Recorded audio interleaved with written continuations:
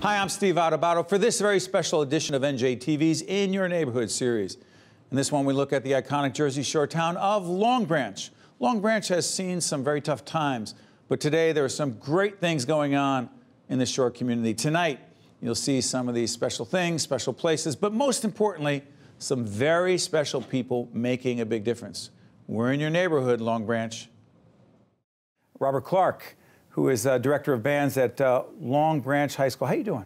I'm doing well, thank you. This is part of our series we're doing in cooperation with the New Jersey Education Association. Classroom Close-Up, a great series on NJTV, right? Wonderful. In about a minute, we're going to be seeing a video of you doing something with smart music? Smart music, yes. What is it all about? Well, it's the classroom is changing, and we have to keep up with the changes. So technologically, smart music is an online tool where we use it to kind of gauge the students' progress. They have method books that we used to have to go to the music store and buy them. Now they're all online. And a student can kind of play into the computer. They can play it back. They can maintain it online as a portfolio of their accomplishments. Tells them which notes they're getting right, which notes they're getting wrong. They could send it to me. I use it as an instructional tool. And I'd say about half of my music library is also on smart music. So anything I assign for the band to play, they can access it and use it as a rehearsal. It's exciting. Tool. It's great. You ready to see this video? I'd love to. It helps tell the story from Classroom Close-Up? Yes. Let's take a look at the video.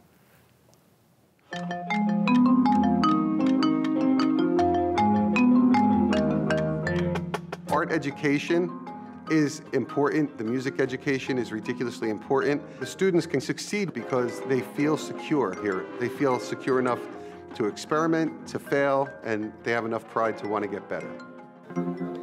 For Robert Clark, helping his band students get better is a top priority. Be careful with your anvil part. You have to listen back so that you line up with the quarter note triplet. Okay. As director of bands at Long Branch High School, Mr. Clark rehearses with the marching band both on and off the field. Let me change that. He's also using some interesting technology during rehearsals. Okay, moving through. Here we go.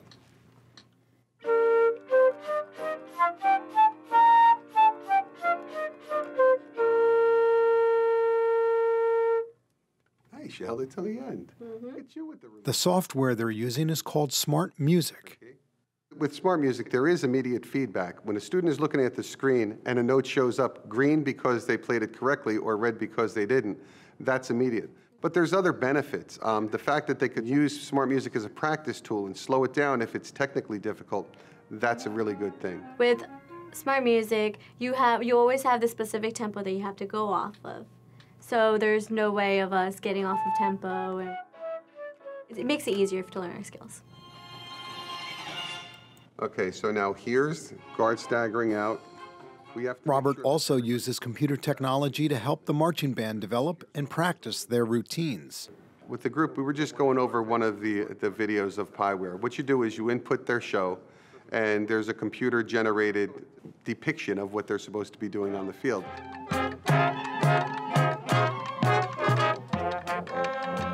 The software does help.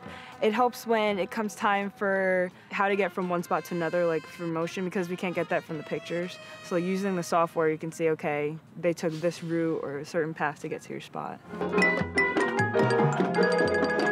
The Pieware for marching band charts, if you're ever really stuck on a chart or you just can't seem to remember them, you could just, watch that video over and over again and, just watch how the charts go into each other, watch your individual dot. In practice this week on Wednesday, we have to make sure that we have a strategy to develop the arch here. Tools like Smart Music have been incredible, and using a program in marching band like Pieware, where I could actually give the kids a vocabulary test to see if they understand the language or the latitude and longitude coordinate sheet. That's a change, but I think one of the things it's done is it validated arts as an important part of the music curriculum. Okay, cool. Let's do song 2. It's fascinating stuff. It's good stuff. How long have you been doing this? I've been a public school teacher for 28 years. Still passionate? It's still passionate. Why? Because there's so much out there now. It's an exciting time. I was always excited about being a band director, but I don't think folks understood what we did. And now that kind of education has become a data-driven world, things like Smart Music help me amass data, and it's great. When I could walk into somebody without an arts background and show them graphs and pie charts of accomplishment and growth and maintain these online portfolios, it's wonderful. Who are the students, Bob, who actually, I don't know, I want to ask it this way. Is there a typical student who joins the band? I don't know if there's a typical student. I know what kinds of students join the band? Kinds of students join band who are the kids who want a challenge. I think that a lot of the bright kids just migrate towards challenging activities, you know, and band students are the ones who show up early. You know, they show up prepared, and that's kind of all the lessons that are inherent in a band class. Are they a family? Very much so. They're really a family? They're really How a family. So? Just no real learning can take place, I believe, without a strong relationship. And with a lot of these students, I meet them when they're in middle school because I go down and bring them along. I'm lucky enough to be in a school district that finances a summer arts program, so I teach them through the summer. It's a big deal. It's a big deal, and I have a 4 to 5 year relationship with these students and their families, so it is a family. How supportive are they of each other in terms of the relationships they build? Just like a family. We celebrate each other's successes and the little bumps in the road we have to handle as well. And it's good because in a band class, the leadership is inherent. You know, kids kind of come up, the freshmen kind of learn what to do, and then you start to see the shoes open up and they have to fill the shoes of those who have moved on.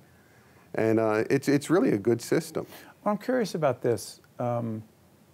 How do you believe, or how do you think that young people, the young leaders, because they are, who are in band, are seen by most other kids, most other students in school?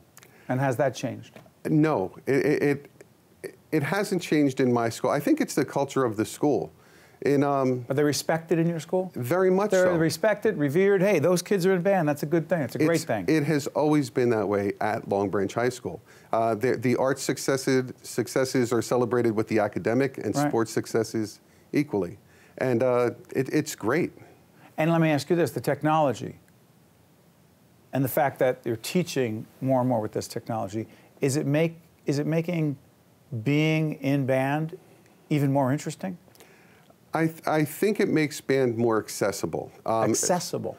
Smart music. Long Branch is a high needs district.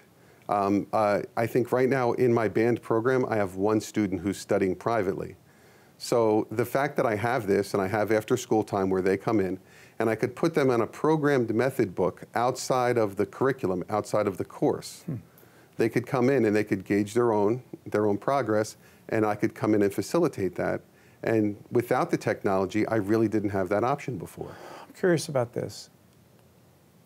You talked about natural leadership within band, so I want to ask you this. The most significant lesson you've learned about leadership being the band director, for how many years again? At the high school, this is my 18th. Most significant lesson you've learned about leadership is, particularly among young people? Is to really be forgiving. Be forgiving. And leadership, because they come to you with all different problems, and you have to let them work through some of those problems so that they could realize their own potential. And I think as long as you create the culture where they could fail a little bit and then build up confidence, they could assume leadership roles. Last question. Public school teachers, the thing you're most proud of in terms of being part of this group of professionals is? And that we offer what we're supposed to be offering, a free and public education. And I teach with some of the strongest people and educators, especially in a high needs district, that you could ever meet. Still love what you do? Absolutely. How many years again you've been doing it? 28. Robert Clark, one of the great public school educators in our state and nation, director of bands, Long Branch High School. Thank you so much, Bob. Thank you. Stay with us. We'll be right back right after this. Thanks, Bob. Autism is one of the fastest growing developmental disorders in the U.S. Here in New Jersey, 1 in every 41 children is diagnosed with autism. And when a child is diagnosed with autism, every member of the family is affected. While there currently is no cure for autism, early detection and intervention can offer critical improvements for the child and tremendous benefits for the family. To learn more about autism, contact the Binder Autism Center at St. Joseph's Children's Hospital. Also brought to you by Valley National Bank and by the Turl Fund, supporting Right from the Start NJ.